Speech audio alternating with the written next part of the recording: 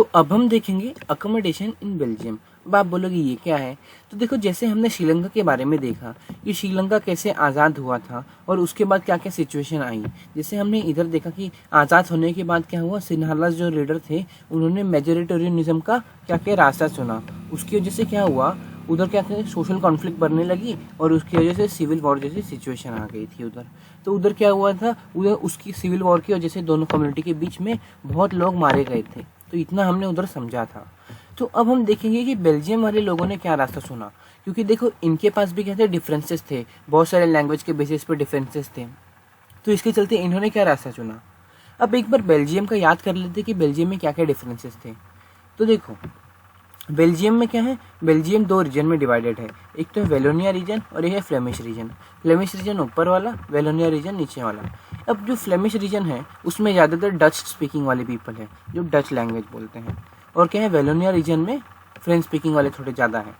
अब अगर पूरी कंट्री की बात करें तो देखो, पूरी कंट्री की बात करें तो मेजोरिटी में कौन है, पूरी कंट्री की बात करें तो मेजोरिटी में है, देखो 59% डच स्पीकिंग वाले मेजोरिटी में है पूरी कंट्री की बात करें।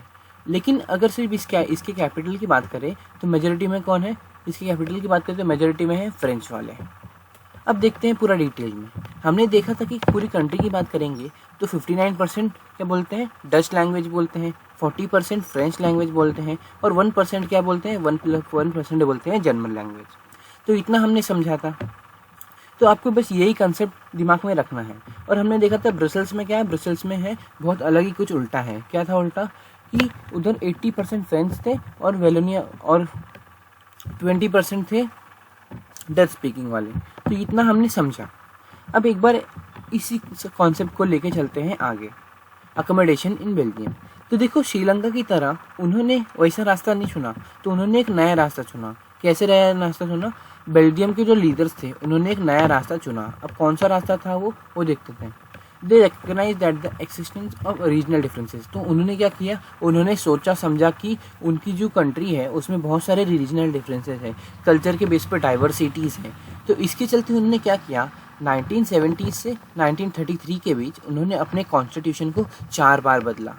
अब 4 बार कॉन्स्टिट्यूशन को क्यों बदला, क्योंकि एक ऐसा अरेंजमेंट लाया जाए जिससे क्या हो, सब लोग को इक्वालिटी मिले और सब लोग इक्वल फील करें कि मतलब वो सब एक कंट्री का ही पार्ट है। जैसे कि हमने श्रीलंका में देखा था कि जो तमिल स्पीकर थे वो खुद को कंट्री का पार्ट मारने को तैयार ही नहीं थे, क्योंकि क्या हुआ था, उनके साथ तो हर फ्रंट पर डिस्क्रिमिनेशन होने लगा था इसकी वजह से।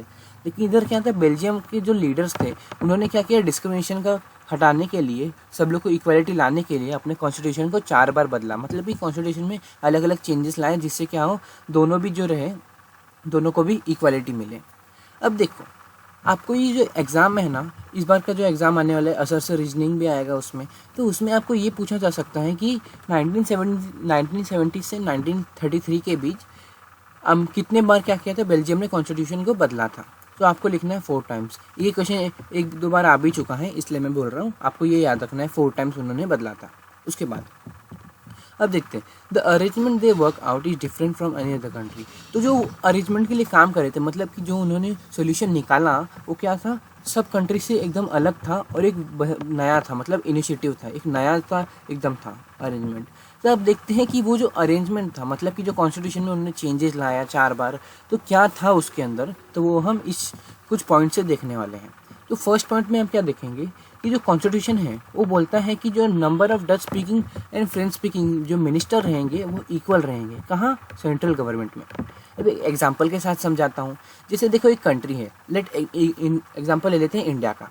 तो देखो, इंडिया जो एक कंट्री है उसमें क्या है, अब एक कंट्री में क्या रहता है, एक सेंट्रल गवर्नमेंट भी रहता है ना, मेन गवर्नमेंट भी रहता है। तो इधर बोला गया वही सेंट्रल गवर्नमेंट कि क्या है, जो बेल्जियम कंट्री रहेगी उसका जो सेंट्रल गवर्नमेंट रहेगा उसमें डच स्पीकिंग वाले और फ्रेंच स्पीकिंग वाले जो मिनिस्टर रहेंगे, मतलब कि जो मिनिस्टर रहते हैं वो इक्वल अमाउंट में रहेंगे। मतलब कि ना ही ज़्यादा मिनिस्टर रहेंगे ना ही कम मिनिस्टर रहेंगे। डच स्पीकिंग के भी 50% और फ्रेंच स्पीकिंग के भी 50%। अब एक और एग्जांपल ले लेते हैं। जैसे आपकी क्लास है और उसमें सिर्फ 50 बच्चों की कैपेसिटी है, तो समझो 25 को डच बैठा दो, 25 डच बैठा दो और 25 फ्रेंच बैठा दो, तो क्या होगा, इक्वालिटी मेंटेन रहेंगे ना, 25-25। तो क्या हो जाएगा कि इधर कुछ डिस्क्रिमिनेशन नहीं होगा, कुछ लड़ाई नहीं होगी। तो यही इधर बात हुई कि क्या होगा, नंबर ऑफ डच स्पीकिंग और फ्रेंच स्पीकिंग चाहे कोई भी ज़्यादा अमाउंट में रहे चाहे कम रहे, लेकिन ये जो क्या है सेंट्रल गवर्नमेंट में दोनों को भी इक्वालिटी मिलेगी। 50% अगर डच रहेंगे तो 50% फ्रेंच भी रहेंगे, क्या मिनिस्टर्स। तो आपको ये फर्स्ट हमने ये समझ लिया। अब उसके बाद देखते हैं some special law required to support the majority members. तो इसको मैं अच्छे से समझा देता हूँ आपको। अब समझो कि किसी ने एक लॉ पास किया, किसने मतलब कि इन लोगों ने मिला के मतलब बोल सकते हैं जो 50 जन हैं, हम जैसे हमने एग्जांपल लिया, उनमें से कुछ 10 जन ने मिला के एक लॉ बनाया। वो लॉ बनाया, अब वो जो लॉ है वो क्या होने चाहिए, दोनों भी कम्युनिटी को एग्री करना पड़ेगा उस पर। नहीं समझा तो बताता हूँ। जैसे समझो हमारी जो क्लास है, आपकी जो क्लास है, उसमें 50 लोग हैं, 25 फ्रेंच और 25 डच हैं। अब क्या हुआ, एक लॉ बनाया गया। अब उस लॉ को देखते हैं सब लोग पहले, उसके बाद क्या करते हैं 30% लोग ही सिर्फ एग्री करते हैं। मतलब क्या हुआ, 100% में से अगर सिर्फ 30% लोग वो लॉ के प्रति एग्री करेंगे तो क्या होगा, वो लॉ को आगे लिया जाएगा क्या, नहीं लिया जाएगा ना। जैसे समझो आपकी जो क्लास है उसमें 50 बच्चे हैं, लेकिन अगर उसमें से सिर्फ 7% बच्चे वो लॉ के ऊपर एग्री करेंगे तो क्या वो लॉ को आगे बढ़ाया जाएगा, नहीं बढ़ाया जाएगा। क्योंकि अगर मेजॉरिटी में लोग एग्री होंगे तभी वो लॉ को आगे बढ़ाया जाएगा ना। तो इधर यही बोला है कि क्या होना चाहिए कि दोनों भी जो है डच स्पीकिंग और फ्रेंच स्पीकिंग वाले, दोनों को भी क्या करना पड़ेगा, एक्सेप्ट करना पड़ेगा। और अगर मेजॉरिटी में ही चुना जाएगा, जैसे ये लॉ के प्रति अगर मेजॉरिटी में ही एग्री होंगे तभी क्या हो जाएगा, वो लॉ को लिया जाएगा आगे। अब क्या होगा, और दूसरी बात ये है कि अगर एक सिंगल कम्युनिटी रहे, मतलब कि जैसे बोल सकते हैं फ्रेंच स्पीकिंग, अगर फ्रेंच स्पीकिंग को ले ले तो क्या फ्रेंच स्पीकिंग अकेले ही लॉ बना सकती है क्या, नहीं बना सकती, क्योंकि उसे डच स्पीकिंग से भी पूछना पड़ेगा। मतलब कि इन दोनों में से कोई भी कम्युनिटी अकेले लॉ नहीं बना सकती। इतना हमको क्लियर हो गया इस फर्स्ट से। अब देखते हैं सेकेंड में क्या दिया है। अब देखो, many power of central government has been given to the state government. अब सेंट्रल गवर्नमेंट क्या है, देखो सेंट्रल गवर्नमेंट हमें नीचे समझ लिया कि क्या हो, कंट्री की जो मेन गवर्नमेंट होती है वो हो जाएगी सेंट्रल गवर्नमेंट। अब उसके बाद जो पावर है, वो जो सेंट्रल गवर्नमेंट की पावर है, उसमें से थोड़ी सी पावर उन्होंने डिवाइड कर दी है स्टेट गवर्नमेंट को। अब स्टेट गवर्नमेंट कौन आते हैं, जैसे समझो इंडिया का एग्जांपल लेता हूँ, तो इंडिया में क्या है, इंडिया में हमारे प्राइम मिनिस्टर हो गए अपने सेंट्रल गवर्नमेंट पे, प्राइम मिनिस्टर, प्रेसिडेंट, ये सब हो गए अपने सेंट्रल गवर्नमेंट पे। अब उसके बाद क्या है, सेंट्रल गवर्नमेंट के नीचे क्या आ जाएगा, देखो प्राइम मिनिस्टर के बाद क्या आता है, चीफ मिनिस्टर। वो कहाँ के रहते हैं, स्टेट के रहते हैं। जैसे फॉर एग्जांपल अगर अभी देखें महाराष्ट्र स्टेट का, तो महाराष्ट्र स्टेट का कौन है अभी चीफ मिनिस्टर, अभी है उद्धव ठाकरे। अभी जब मैं इस टाइम पे प्रेजेंट टाइम पे बता रहा हूँ, पढ़ा रहा हूँ, तो अभी उद्धव ठाकरे हैं। अगर आगे जाके चेंज हो जाएंगे और आगे मेरा आप वीडियो देखते हो तो फिर कुछ नहीं, फिर आपको वो जो रहेंगे वो रहेंगे। तो अभी प्रेजेंट टाइम पे हैं उद्धव ठाकरे। तो क्या कर रहे हैं, क्या है, पावर क्या किया गया, डिवाइड किया गया स्टेट गवर्नमेंट के पास। अब एग्जाम्पल के साथ समझते, समझो कि महाराष्ट्र में एक रोड खराब है। अब महाराष्ट्र में रोड खराब है और जो पावर है, अगर पावर वो डिवाइड नहीं किया रहेगा तो क्या प्राइम मिनिस्टर आके महाराष्ट्र के अंदर स्पेशली क्या करेंगे, वो रोड को देखेंगे, उसके बाद जाके क्या बोलेंगे, ऑर्डर देंगे। तो अगर उनको उधर जाते जाते ही बहुत टाइम लग जाएगा ना।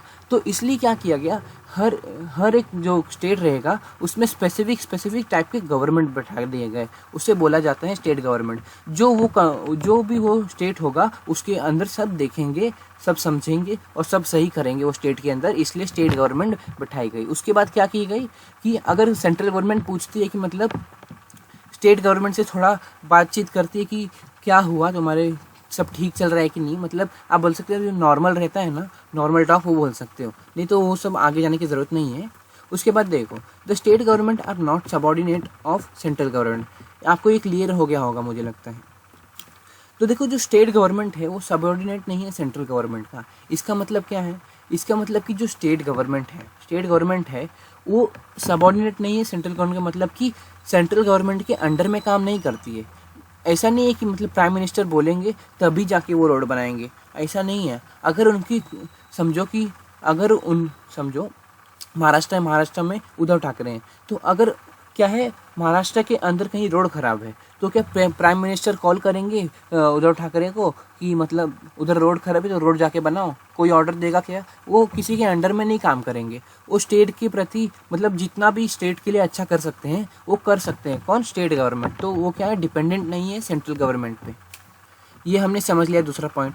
अब तीसरा पॉइंट देखते हैं। Brussels has a separate government in which both the community have equal representation. अब देखो ये दोनों तो गवर्नमेंट हमने देखा है, लेकिन जो ब्रुसेल्स है, ब्रुसेल्स कहाँ है? बेल्जियम का कैपिटल ब्रुसेल्स, तो उसके लिए एक अलग गवर्नमेंट है। वो क्या है, it means both the community have equal representation, मतलब कि जो इसमें भी क्या रहेगा, 50% फ्रेंच रहेंगे, 50% डच रहेंगे। अब लेकिन आपके मन में एक सवाल आएगा कि क्या मतलब कि हमने देखा था कि जो ब्रुसेल्स है उसमें तो 80% फ्रेंच लैंग्वेज बोल रहे थे, तो वो क्यों एक्सेप्ट किए इक्वालिटी को? क्योंकि 80% अगर फ्रेंच हैं तो क्या कर सकते थे, वो डोमिनेशन एस्टेब्लिश कर सकते थे डच के ऊपर। लेकिन उन्होंने क्यों नहीं किया? उन्होंने वो इसलिए नहीं किया क्योंकि जब पूरी कंट्री की बात हो रही थी, जब सेंट्रल गवर्नमेंट बनाने की बात हो रही थी, तब क्या हुआ था, तो डच वालों ने भी कॉम्प्रोमाइज़ किया था ना, क्योंकि अगर होल कंट्री की बात करें तो 59% डच हैं।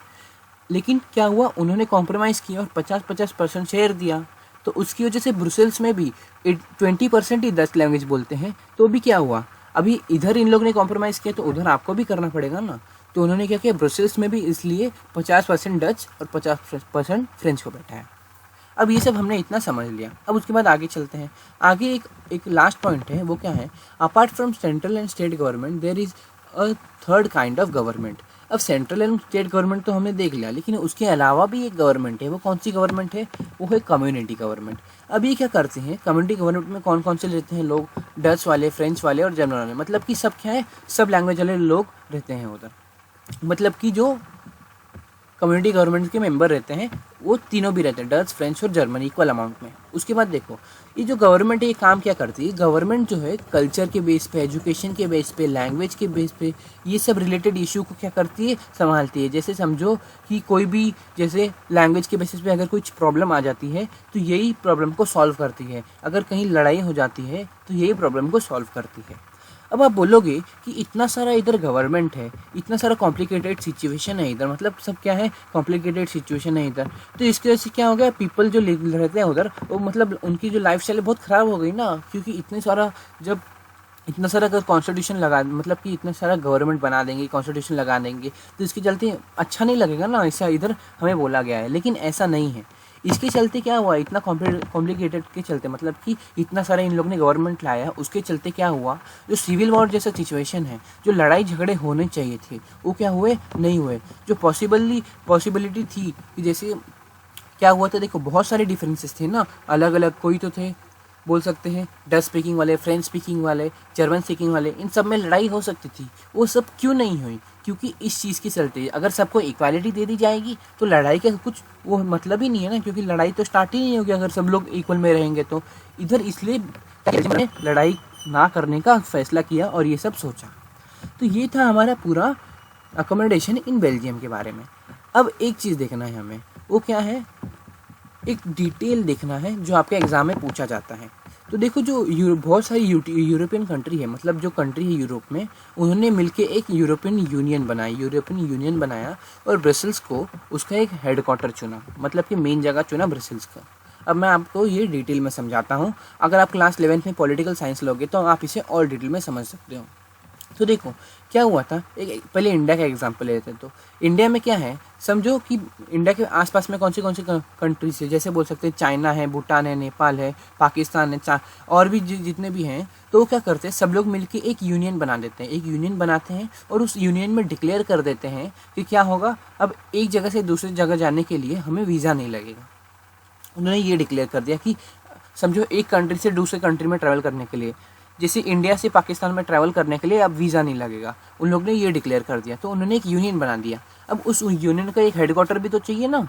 तो वैसे ही बोला गया है कि यूरोप में क्या हुआ, यूरोप की जो मतलब क्या बोल सकते हैं, आसपास की जो भी कंट्री थी उधर, यूरोप में जितनी भी कंट्री थी, वो क्या की थी, उन्होंने एक यूनियन बनाया। यूनियन किसके बेसिस पे बनाया, हमने तो देखा इंडिया में इन लोग ने वीज़ा के बेसिस पे बनाया। मैं इंडिया का एग्जांपल दे रहा था सिर्फ, असली में नहीं बनाया उन लोग ने। इंडिया में जैसे हमने देखा वीज़ा के बेसिस पे बनाया, तो यूरोप में किस बेसिस पे बनाया, ट्रेड के रिलेटेड और भी बहुत सारी चीज़ के रिलेटेड इन्होंने ये बनाया यूरोपियन यूनियन। अब इसमें क्या किया, अब देखो उन लोग को बहुत चिंता थी कि अब क्या करें, वो हेडक्वार्टर कहाँ चुने, उसका मतलब कि जो मेन जगह है वो कहाँ चुने। वो जो यूरोपियन यूनियन रहेगी उसके मेन जगह भी तो होनी चाहिए। तो वो जो हेडक्वार्टर रहेगा उन्होंने चुना ब्रुसेल्स में। ब्रुसेल्स में उन्होंने इसलिए चुना क्योंकि उन्होंने देखा कि इन लोग के अंदर कितने सारे लिंग्विस्टिक ग्रुप हैं, मतलब कि कितने सारे डिवीज़न के चलते भी, मतलब अलग अलग लैंग्वेज वाले लोग हैं, तो भी इन्होंने क्या किया, अच्छे से पूरी अपनी कंट्री को संभाल लिया, अपने कैपिटल को संभाल लिया। तो इसके चलते क्या हुआ, ब्रुसेल्स को उन लोग ने चुन लिया क्या, यूरोपियन यूनियन का हेडक्वार्टर। तो आपको डिटेल में समझ गया ना, कोई आपको इतना डिटेल में नहीं समझाएगा, लेकिन ये क्या है, अगर आप क्लास 11th में पॉलिटिकल साइंस लोगे तो आप इसे और डिटेल में समझ सकते हो। तो यही है ब्रुसेल्स में हेडक्वार्टर। तो इतना हमने समझ लिया। अब देखो, अब ये जो दो एग्जाम्पल हमने देखा, आप बोलोगे कौन सा दो एग्जाम्पल, बेल्जियम और श्रीलंका वाला दो एग्जाम्पल हमने देख लिया। अब इसमें क्या है, दोनों के पास डेमोक्रेसी है, बोथ हैव डेमोक्रेसी। मतलब हमने देखा कि बेल्जियम के पास चलो ठीक है डेमोक्रेसी, लेकिन श्रीलंका के पास कैसे, श्रीलंका के पास इसलिए क्योंकि उन लोग के पास फेयर इलेक्शन हुआ था। फेयर इलेक्शन कैसे, जब 74% सिन्हालाज हैं तो क्या होगा, सबसे ज़्यादा वोट तो सिन्हालाज को ही मिलने वाला है ना, तो उधर फेयर इलेक्शन हुआ ही, 74% वोट सिन्हाला को मिल गया और वो क्या बन गए, वहाँ क्या पॉलिटिकल लीडर बन गए। उसके चलते क्या हुआ, अब दोनों के पास क्या हो, दोनों के पास पावर थी। बेल्जियम के पास थी पावर, लेकिन उन्होंने अपने पावर को अलग तरीके से डिवाइड किया और क्या किया, सब लोग को इक्वालिटी लाई। और क्या किया है, अब श्रीलंका वाले ने तो कुछ अलग ही कर दिया, अपने विल के चलते दूसरों जो तमिल स्पीकर थे उन्हें क्या किया गया, गिराया गया, नीचे लेके आया गया। अब क्या हुआ, जो दोनों भी हैं, अब दोनों ने पावर शेयरिंग को एक अलग नज़रिए से देखा। बेल्जियम के लिए हम लोग ने बात की थी, तो उन्होंने क्या किया था, उन्होंने सबकी जो भी सेंटीमेंट्स है, सबकी जो भी इच्छाएं हैं, उन्हें क्या किया, सोचा समझा, और फिर क्या किया गया, उनके डिफरेंसेस के चलते उन्होंने अपने कॉन्स्टिट्यूशन को 4 बार बदला। उसके बाद एक ऐसा अरेंजमेंट लाया जिससे सबको इक्वालिटी मिली, तो उन्होंने ये किया। लेकिन क्या उसी तरफ अगर हम श्रीलंका के बारे में देखें, तो श्रीलंका वाले लोगों ने क्या किया था, उन्होंने क्या किया था कि मेजोरिटेरियनिज्म का अडॉप्ट कर लिया था, जिसकी वजह से क्या हुआ, उनकी इधर सिविल वॉर जैसी सिचुएशन आ गई थी। तो हमने देखा कि it shows that the power sharing जो है, पावर शेयरिंग एक बहुत इंपॉर्टेंट है। अगर हम पावर शेयर करेंगे तो उससे क्या होगा, हमें ही फ़ायदा मिलेगा। जैसे कि क्या हुआ, हमने देखा बेल्जियम के एग्जांपल में, बेल्जियम में क्या हुआ था, उन लोग ने पावर शेयरिंग की, उसकी वजह से उधर लड़ाई नहीं हुई।